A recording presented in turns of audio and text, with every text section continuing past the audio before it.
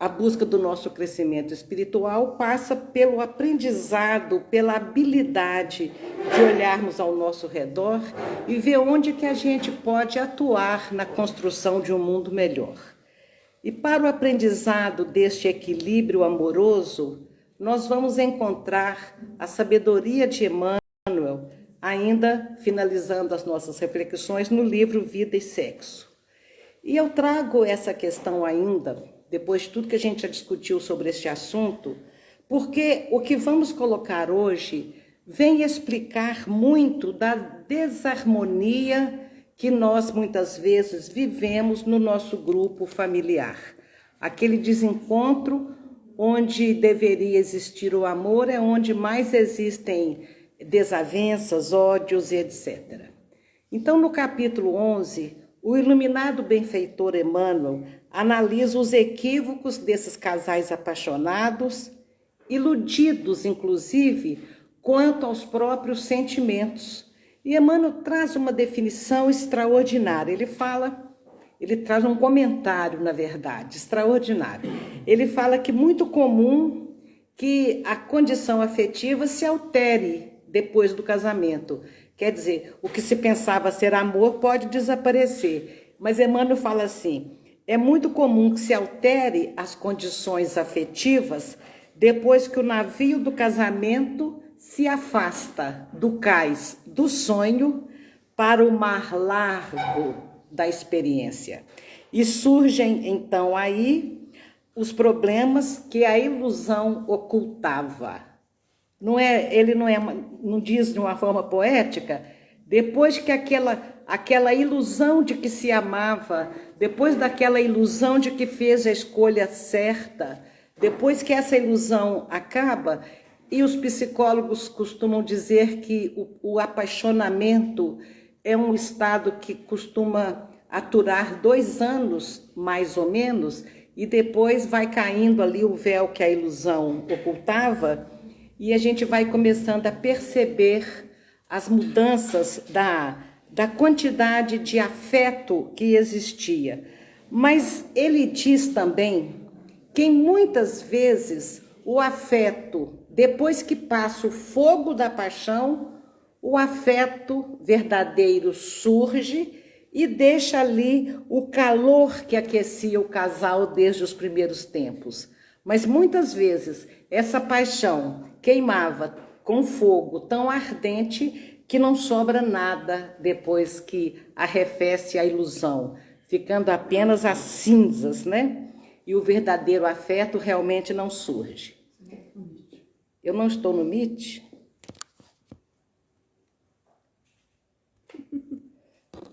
Não é touch. Meu que é touch.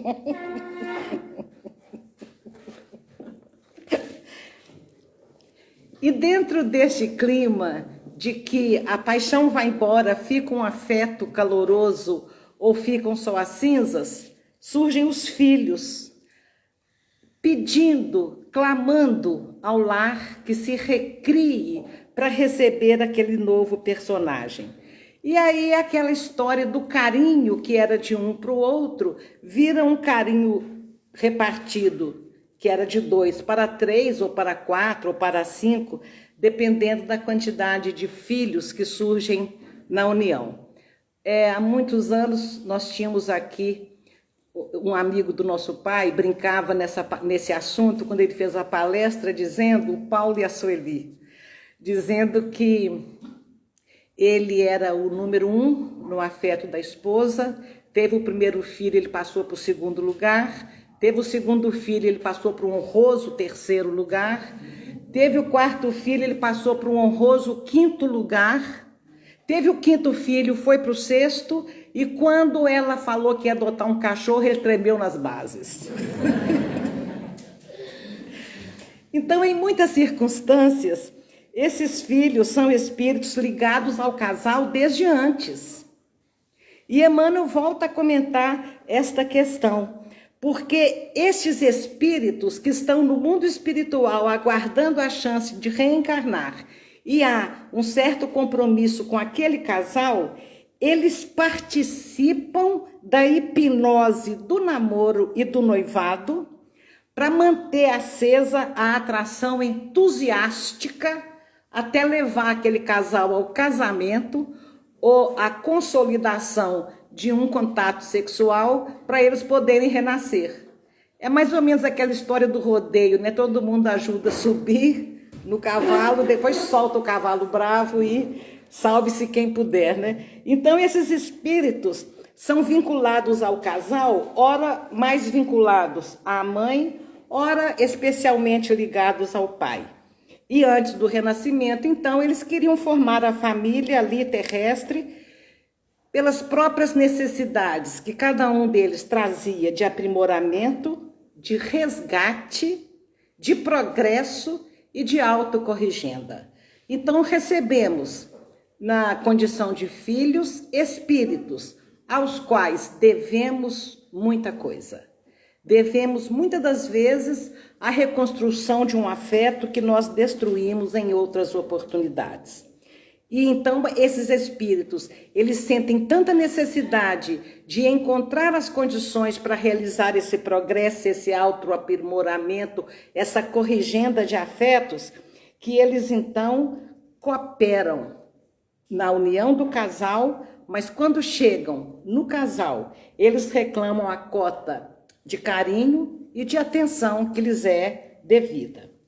Então, mesmo com a chegada dos filhos, o casal ou um dos parceiros, muitas vezes, permanecem recalcitrantes no amor egoísta, no amor que só olhava para o cônjuge.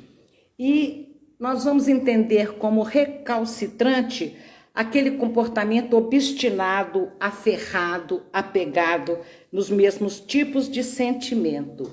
Um sentimento desvairado em exigências de toda espécie.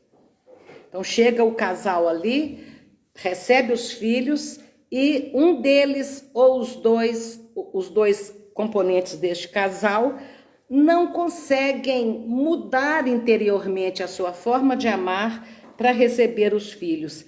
Porque nós, de um modo geral, nós demoramos muito a compreender e a entender que apenas o amor que sabiamente se divide em bênçãos de paz, de alegria, de doação, de renúncia, apenas esse amor que se divide é capaz de multiplicar dentro de um grupo familiar, trazendo a verdadeira felicidade. Então, Emmanuel continua dizendo sobre essas vinculações. Vincular está preso a determinado espírito, mesmo antes do nascimento. E Emmanuel diz que podem existir vinculações dos espíritos que chegam entre outros membros da família, mas as vinculações mais comuns, exigindo resgate e corrigenda, são as ligações dos pais com os filhos, onde ali tanto pai como mãe como filho pode revelar as tendências anteriores que traziam, que o passado arquivou em forma de emoções que as pessoas sentem e nem sabem por que sentem.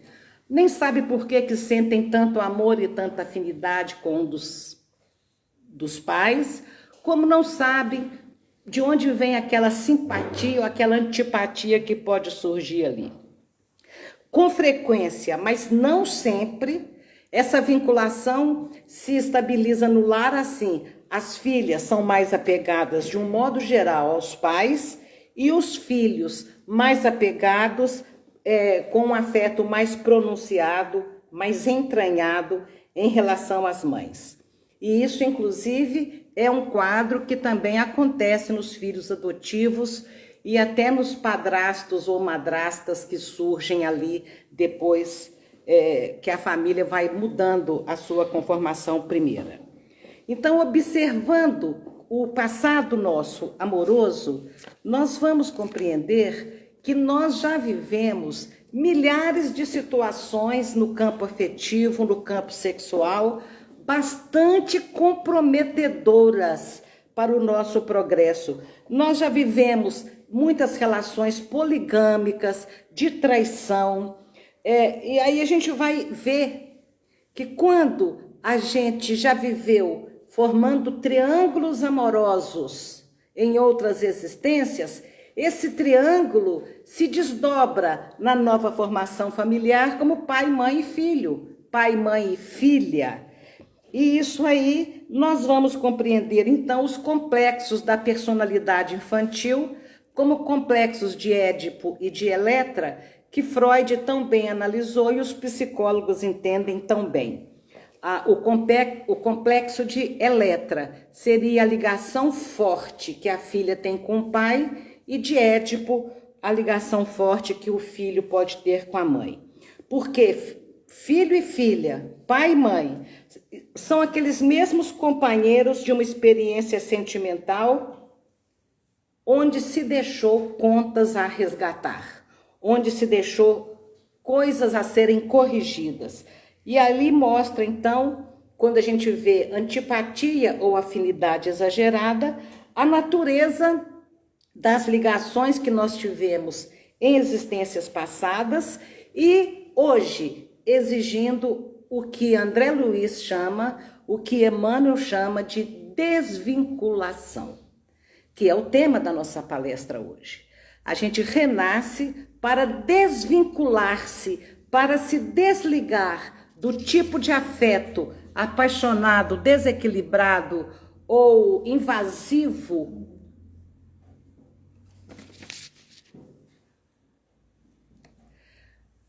que nós sentimos no passado. A gente tem que desvincular e amadurecer esses sentimentos.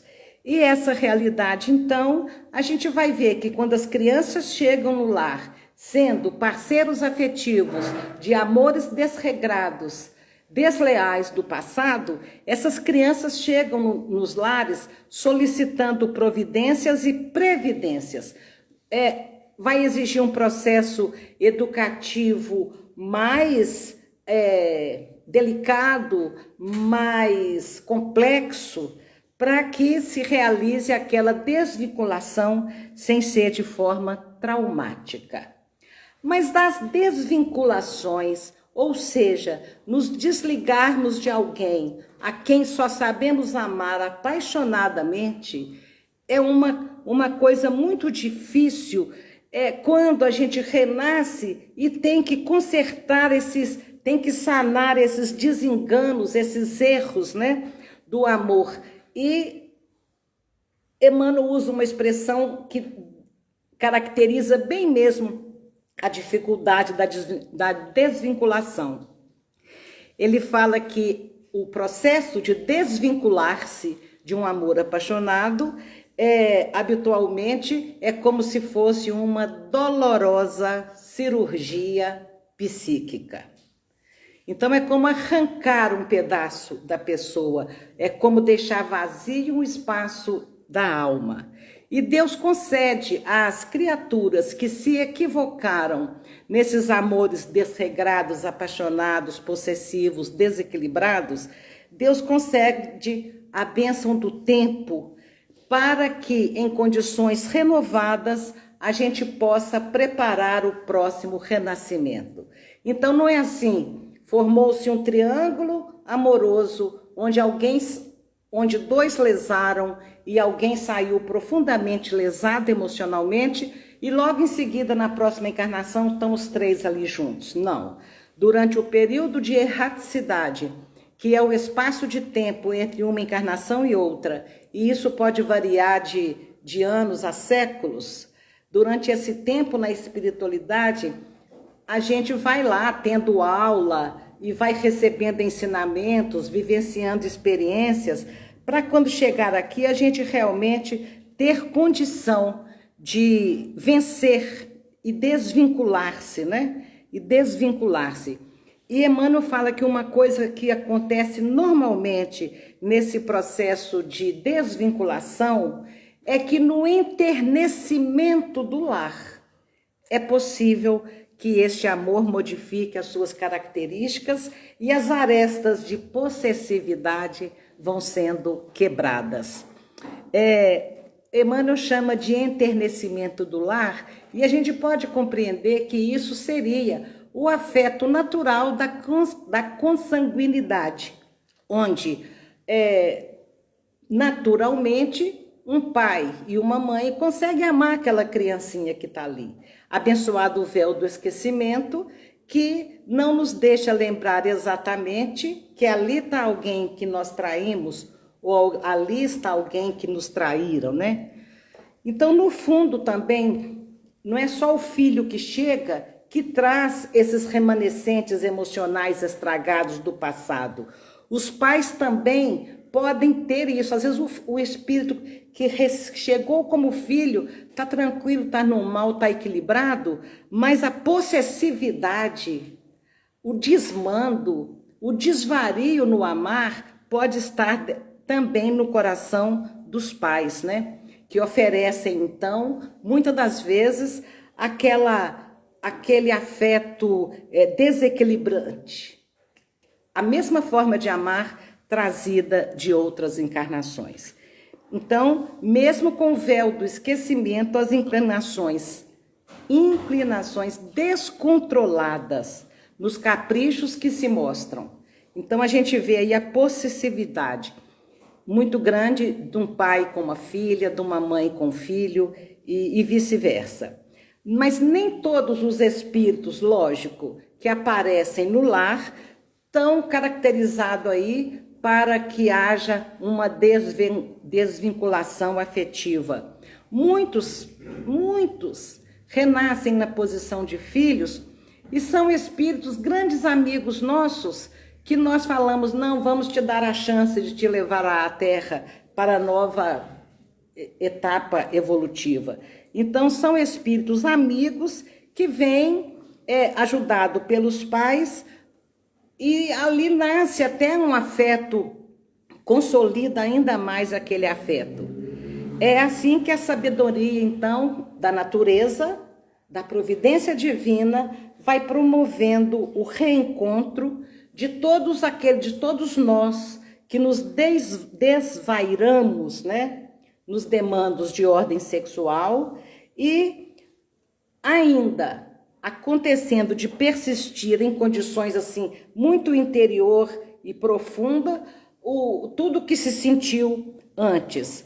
Estamos aí então diante da reencarnação na posição de filhos e quando essa situação está até equilibrada, ali estava um filho ou uma filha que veio para uma desvinculação afetiva. E vai tudo bem, até aparecer um parceiro ou uma parceira para a filha ou para o filho. Então, é naquele momento que os pais têm que entregar aquele afeto que estava ali, esse filho aqui é meu, é naquele momento que os pais têm que entregar aquele espírito que estava ali confiado no seu lar, é que surge toda a neura de novo, né? Ele não quer ceder à filha, ninguém serve para a filha. E é aquela perseguição terrível, nenhum genro serve, e isso é muito forte. Ao contrário também, quando a mãe tem que entregar o filho num processo de casamento. Então, ali surge assim, muita situação onde, inclusive, quem chega na posição de genro e nora já também poderia fazer parte de um certo triângulo de abandono ou de traição ou de qualquer situação de uma desordem sexual e afetiva. E Emmanuel aqui surge, ele dá uma outra expressão para quando a mãe vai entregar o grande amor da sua vida, que estava ali na posição de filho, de meu filho, e ela vai entregar o grande amor da vida, e Emmanuel fala que isso é uma dilaceração psíquica. Quer dizer, a mãe entrega, mas sente que o coração ficou partido, sofre com a separação, porque recorda inconscientemente as relações que foram estabelecidas antes com este filho. De qualquer forma, é por meio dessas experiências, por meio dos adeuses em família, quando os nossos filhos vão criar os novos vínculos de parentesco, formaram os novos familiares, aliás, familiares viramos nós, porque família, pai, mãe e filhos, quando os nossos filhos vão e formam no lar deles, juridicamente, doutora, veja se concorda, nós sogros e sogras, passamos a ser familiares e família fica sendo a que foi formada naquele novo lar. E sogra eterna. E sogra se separa, não tem jeito, continua para sempre sogra. É alguma coisa muito engraçado isso. Na lei, né? E o que muda isso? Não pode casar com a sogra. Mas ele já não ia mesmo casar com a sogra?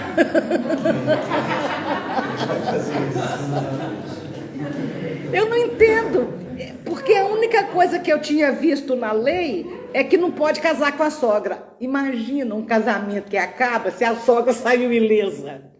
Não saiu mesmo, ela levou, sobrou para ela o tempo todo. É muito engraçado, eu não entendo por que... Eu pensei assim, não existe ex-sogra porque ela é avó dos seus filhos e ela vai precisar de amparo na velhice. Não tem isso na lei não, Sabina? Mas na lei de Deus tem, gente. Na lei de Deus com certeza tem.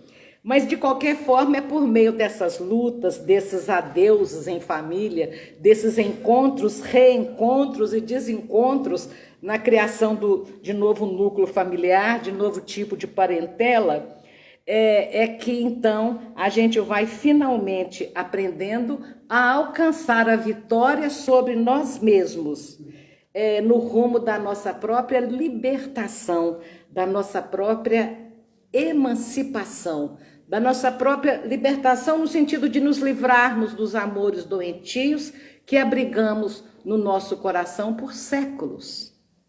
Por séculos.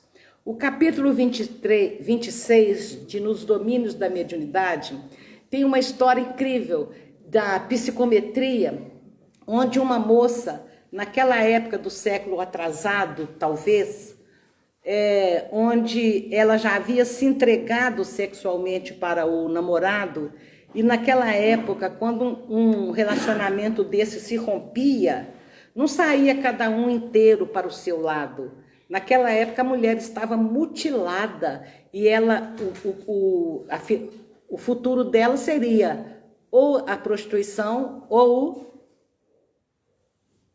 não sabe, não leem o convento. Elas eram ou às vezes tem manicômio, até consideraram loucas. Então o rapaz, obedecendo ao pátrio poder, mesmo não querendo, abandona essa noiva no Brasil e vai para Portugal com os pais. No princípio ele mandava cartas amorosas, renovando os votos e prometendo voltar. E sempre chegava carta, e as cartas foram espaçando. Tem alguém já lembrando da história aí? As cartas foram espaçando e ela foi sendo tomada de melancolia. E um dia ele havia mandado para ela de Portugal um lindo espelho enorme. E ela, a única ligação que ela teve com aquele grande amor da vida dela era aquele espelho. E ela sentava em frente a esse espelho e chorava. E chorava até morrer de amor.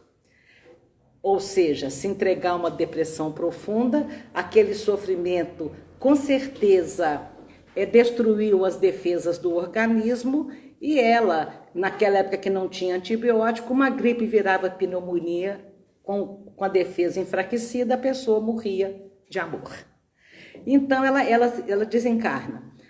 Aquela família, passam-se os séculos e aquele espelho vai para um antiquário. E quem entrasse naquele antiquário e sentisse um pouquinho da psicometria, que é a capacidade que algumas pessoas têm de perceber a energia que tem num objeto, as pessoas passavam em frente àquele espelho e sentiam uma angústia, uma tristeza, porque a angústia e a tristeza dela ficaram impregnadas naquele espelho. Ninguém comprava aquele espelho. Se um dos cônjuges queria, o outro falava, nossa, me sinto mal perto desse espelho. Tem gente que entra em antiquário e sai péssimo. Tem um tanto de gente banando a cabeça porque já se sentiu péssimo. Porque conseguiu, de uma certa forma, captar a energia de possessividade que aqueles objetos despertaram em seus antigos donos. Neste mesmo capítulo, a gente vê tem que lembrar por que eu falei isso. Esse exemplo dessa moça é porque então André Luiz perguntava para o instrutor por que isso acontece e ela morreu e como é que vai resolver isso? Então o instrutor diz, com certeza ela está com as emoções adoecidas, estragadas e com certeza será acolhida por ele no futuro, em vez de noiva abandonada, como uma filha, que vai ter ali todas as cobranças, né, daquele amor que ela não recebeu, e se ele, com maturidade, conseguir oferecer um amor de pai, recompondo a autoestima, a segurança daquela pessoa, estava pronto, desfeito o vínculo e resolvida a situação, porque a vida nos oferece sempre 1000 maneiras de nós resgatarmos o nosso passado.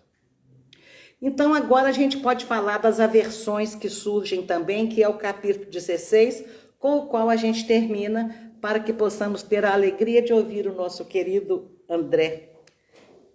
A Tânia está sob vigilância também aí e vai dar tudo certo. Então, apoiando essas reflexões, a gente vai encontrar no capítulo 8 do Evangelho segundo o Espiritismo, Honrai Pai e Mãe, uma explicação que os que reencarnam numa mesma família, sobretudo como parentes próximos, são a mais das vezes espíritos simpáticos ligados por afeições anteriores que se expressam por uma afeição muito profunda que surge aqui na família da Terra. A maioria, uma grande parte de famílias que formam então aqui na Terra são por espíritos simpáticos. Mas também pode acontecer espíritos completamente estranhos uns aos outros, e esses espíritos sentem que estão assim afastados por uma antipatia que não sabe de onde que surgiu. E quando recebe esses espíritos como filhos, numa das obras de André Luiz, eu não posso dizer se é Entre a Terra e o Céu, talvez sim, quando a mãe acolhe no útero um espírito que está ali com aversão, ela sente enjoos homéricos, na gravidez toda. Mas quando existe aversão, sente um enjoo acentuado. Mas nem todo enjoo acentuado é porque existe aversão, tá certo? Deixemos isso bem claro, que a gente jamais pode generalizar qualquer coisa. De qualquer forma, quando nós recebemos os espíritos aos quais nós devemos, né, esses espíritos que vêm cobrar aí um amor que a gente negou um dia, surge uma aversão praticamente inata. É no berço. É aquela criança que, se o pai ou a mãe pega, chora no colo, tem que entregar para o outro. Aquela aversão que a gente percebe ali desde pequenininho. E existem também os pais que nutrem antipatia pelos filhos. E os consultórios psicológicos e psiquiátricos estão cheios de pessoas totalmente desajustadas, porque falam, não sei por que meu pai me odeia, eu tenho certeza que ele me odeia. Eu tenho certeza que minha mãe me odeia. Esses sentimentos vêm lá daqueles labirintos de existências infelizes, né? Onde aquele ódio parece também que o filho fala, não suporto meu pai, eu odeio meu pai. E você olha, aquilo está fora da natureza, não é? Porque o enternecimento do lar faz com que os sentimentos de amor e de afeto surjam naturalmente. Então isso aí é fora do que se espera, né? Esses sentimentos que vêm lá do passado. Onde então o que está permeando a base desses sentimentos, essas reações negativas, são aqueles processos de culpa, de remorsos, de inibição, de vingança e tantos outros sentimentos estranhos presentes assim no quadro familiar, em que o ódio acumulado de várias existências vai se exteriorizando nesses relacionamentos de agora. E é assim que a gente vê os assassinatos de crianças, os abortos, a antipatia tão grande às vezes que a mãe aborta o filho, A antipatia pela mãe é tão grande que ela sofre um aborto espontâneo. Mas nem todos os abortos são por esse motivo. Nem todos os abortos espontâneos são por esse motivo.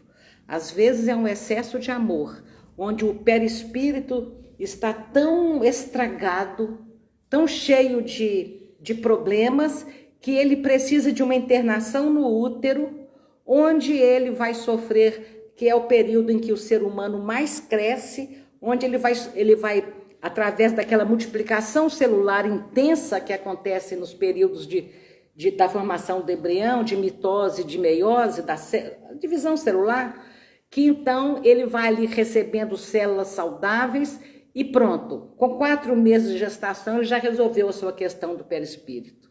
Aí ele é abortado e volta ele mesmo depois sem aquelas mazelas.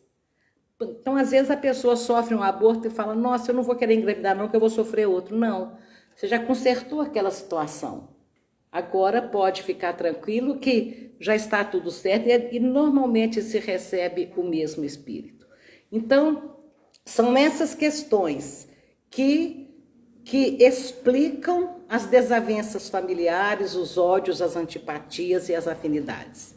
Explicam, mas não justificam, porque elas acontecem exatamente para que a luz do evangelho, da terapia, de um processo religioso, de uma conexão com Deus, é que nós vamos conseguir sanar as nossas almas adoecidas. Que Jesus nos abençoe hoje e sempre.